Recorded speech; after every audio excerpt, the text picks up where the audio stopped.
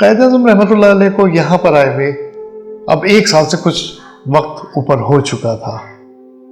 अप्रैल 1894 में कायद-ए-आज़म ने अपना नाम मिस्टर जिन्ना कर लिया था। अब वो मिस्टर जिन्ना के नाम से पहचाने जाते थे, अपने हल्का-ए-बाब में इनको मिस्टर जिन्ना कह के पुकारा जाता था और वो इसको ही प्रेफर करते थे।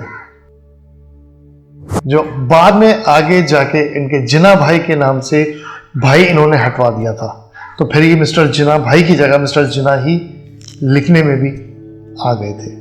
इसी ज़माने में इनका एक बहुत पसंदीदा कोट था जो ये कराची से लेकर आए थे, वो जर्द रंग का था, जिसको आप जर्द तो नहीं कहेंगे मगर आप क्रीम कलर कह लें कि डार्क क्रीम कलर का एक कोट था, मगर हमें वो किताबों में जर्द रंग लिखा हुआ मिलता है।